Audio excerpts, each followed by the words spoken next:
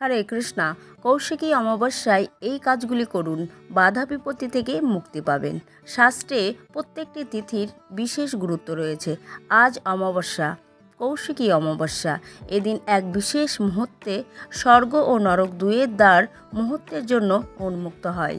Hare Krishna, welcome to Joy Pipul blog. নতুন একটি পর্বে আপনাদের সকলকে স্বাগতম। আজকের ভিডিওটির মূল পর্বের উদ্দেশ্য হলো কৌশিকী অমাবস্যা 2024 কখন শুরু হচ্ছে, কৌশিকী অমাবস্যার তিথি পূর্বপুরুষদের প্রসন্ন করতে করবেন কি, সবটাই থাকছে আজকের এই ভিডিওতে। জানতে হলে পুরো ভিডিওটি দেখতে হবে। আসুন তাহলে ভিডিওটি শুরু করা যাক। হরে কৃষ্ণা। কৌশিকী অমাবস্যাকে কেন এত বিশেষ বলে মনে করা হয়, দেবী কৌশিকী কে ছিলেন, কিভাবে তার উৎপত্তি হয়েছিল, জেনে নিন কৌশিকী অমাবস্যার মাহাত্ম্য।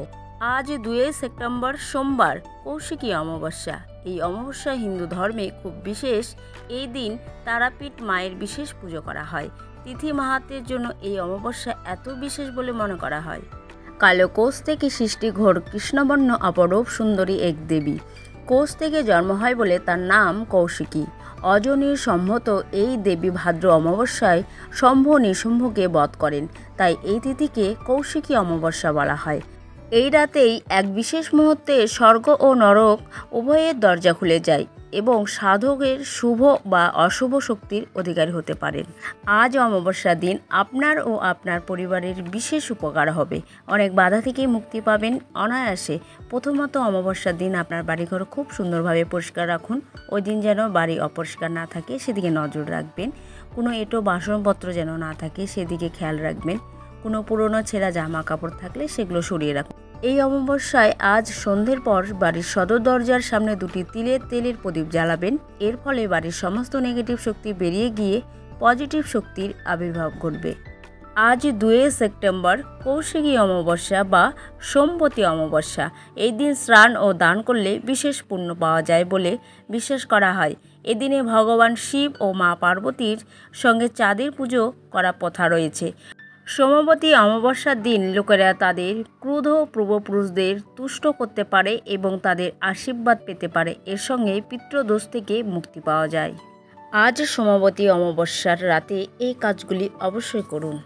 ব্যবসায় আর্থিক সমস্যা কমাতে এই দিন অশোক গাছের নিচে একটি সরিষার তেলের প্রদীপ জ্বালানো উচিত এবং ভগবান শ্রী হরি বিষ্ণুর ধ্যান করা উচিত, তাকে প্রণাম করা উচিত এবং ওম নমো ভগবতে বাসুদেবায় মন্ত্রী জপ করা উচিত। বিষ্ণু ও পূর্বপুরুষদের উদ্দেশ্যে প্রার্থনা করার পাশাপাশি জোর হাতে 7 বার অশোক গাছকে প্রদক্ষিণ করলে আশীর্বাদ করেন পূর্বপুরুষরা।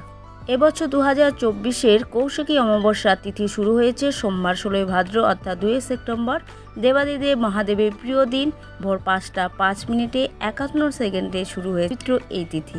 সন্ধ্যাবেলা নেগেটিভ এনার্জিকে দূর করতে পজিটিভ এনার্জি নিয়ে আসার জন্য আপনারা পুরো বাড়িতে ধুনো জ্বালাতে পারেন। ধুনোর সঙ্গে ঘি, কর্পূর, লং, তেজপাতা। আজ অমাবস্যা, ভুলেও আমিষ আহার করবেন না এবং বাড়িতে কোনো রকম কলহ ঝগড়া করবেন না। খেয়াল রাখবেন সবসময় ইতিবাচক আনার জন্য নিজেকে পজিটিভ থাকতে হবে। আজকের দিনের সাত্বিক খাবার খাবেন। পারলে আপনারা বাড়িতে সন্ধ্যায় কীর্তন আরতি করতে পারেন। আজকের ভিডিও এই পর্যন্তই। আজকের এই কৌশিকী অমাবস্যার তথ্যগুলি হয়তো আপনাদের ভালো লেগেছে। যদি ভালো লাগে তাহলে ভিডিওতে একটু লাইক করবেন, পারলে শেয়ার করবেন। আজ আসি, দেখা হচ্ছে নতুন কোনো ভিডিওতে। ততক্ষণে সকলে ভালো থাকুন, সুস্থ থাকুন।